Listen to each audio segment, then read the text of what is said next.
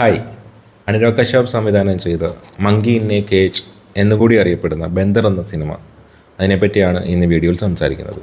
ഇതിലെ പ്രധാന കഥാപാത്രത്തെ അവതരിപ്പിക്കുന്നത് ബോബി ഡിയോളാണ്. കൂടാതെ നമ്മുടെ ഇന്ദ്രജിത് സുകുമാരൻ, രാജ്ബി ഷെട്ടി, സാനിയ മൽഹോത്ര, അങ്ങനെ മികച്ച കുറേ അഭിനേതാക്കൾ കൂടി ഭാഗമായിട്ടുള്ള സിനിമയാണ്.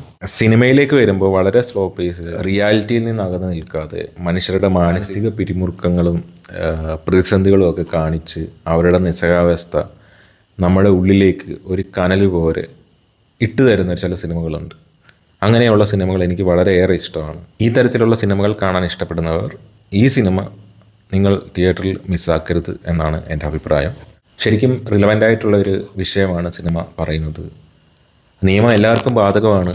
നിയമത്തിൽ എന്നാൽ സ്ത്രീകൾക്ക് ആനുകൂല്യങ്ങളുമുണ്ട്. ഇനി അങ്ങോട്ട് പറയുന്ന കാര്യങ്ങളിൽ സ്പോയിലർ ഉണ്ടാകും. സിനിമ കണ്ടിട്ടില്ലാത്തവർ കണ്ടിട്ട് ഈ വീഡിയോ ബാക്കി കാണുന്നതാവും ഉചിതം. റേപ്പ് അല്ല ഇതിൽ പ്രധാന വിഷയം. ഇതിൽ പ്രധാനമായിട്ട് പറയുന്നത് റേപ്പ് എന്ന കുറ്റം അല്ലെങ്കിൽ ക്രൈം ഒരാളിൽ ആരോപിക്കപ്പെട്ടാൽ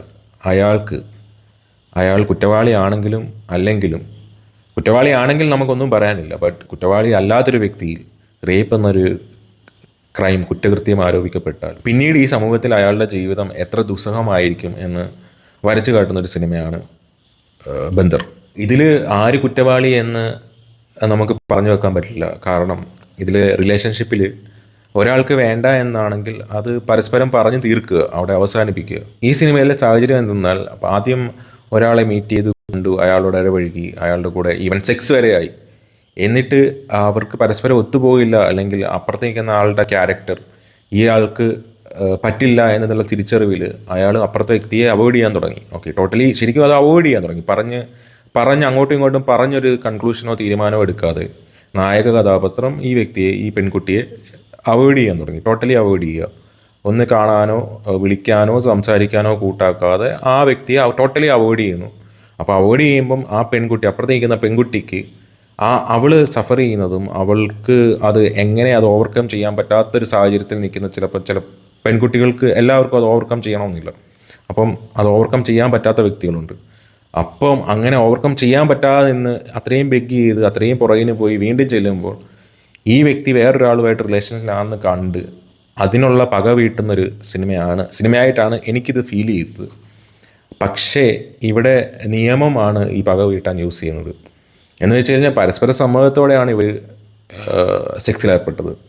എന്നാൽ പിന്നീട് അത് അയാളോട് പക പോക്കാൻ വേണ്ടിയിട്ട് ഉപയോഗിക്കുന്ന ഒരു ടൂളായിട്ട് ഈ സെക്സിനെ യൂസ് ചെയ്യുകയും, ഇങ്ങനൊരു കുറ്റാരോപണം അയാളിൽ വരുമ്പം ഈ സമൂഹം എങ്ങനെയാണ് അയാളെ ട്രീറ്റ് ചെയ്യുന്നതെന്നും, അതും ഈവൻ ഒരു സെലിബ്രിറ്റി ആയിട്ട് കൂടി അയാൾക്ക് നേരിടേണ്ടി വരുന്ന കാര്യങ്ങളും അയാൾ ജയിലിൽ അനുഭവിക്കുന്ന കാര്യങ്ങളും, എന്താ പറയുക, ഗ്രൗണ്ടഡ് ആയിട്ട് ഒരു റോ എക്സ്പീരിയൻസ് ആണ് എനിക്ക് തിയേറ്ററിൽ കിട്ടിയത്. ശരിക്കും ജയിലിൽ നടക്കുന്നതും അങ്ങനെയുള്ള പല കാര്യങ്ങളും കാണിക്കുന്നതെല്ലാം റിയാലിറ്റിയിൽ നിന്ന് തന്നെ എടുത്തു വെച്ചേക്കുന്നൊരു സിനിമ. ഇത് എല്ലാവർക്കും അത് ഇഷ്ടപ്പെടാൻ ചാൻസ് ഇല്ല. ഈ സിനിമ സീരിയസ്ലി ഭയങ്കര സ്ലോ പേസ്ഡ് മൂവിയാണ്.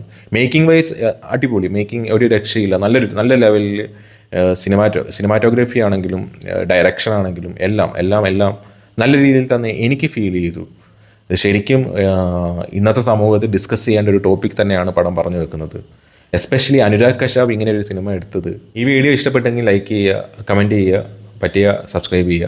പിന്നെ ഈ സിനിമ കണ്ടത് വെച്ച് മാത്രമല്ല, എനിക്ക് നിങ്ങളോടൊരു കാര്യം പറയാനുള്ളത്, നിങ്ങൾ ഒരു റിലേഷൻഷിപ്പിലാണ് എങ്കിൽ, നിങ്ങൾ പരസ്പരം സ്നേഹിക്കുന്നുവെങ്കിൽ, നിങ്ങൾ പരസ്പര സമ്മതത്തോടെ നിങ്ങൾ ചെയ്തതൊക്കെ നാളെ ഒരിക്കൽ നിങ്ങൾക്ക് അപ്പുറത്ത് നിൽക്കുന്ന ആളോട് പക വീട്ടാൻ ഉപയോഗിക്കാതിരിക്കുക.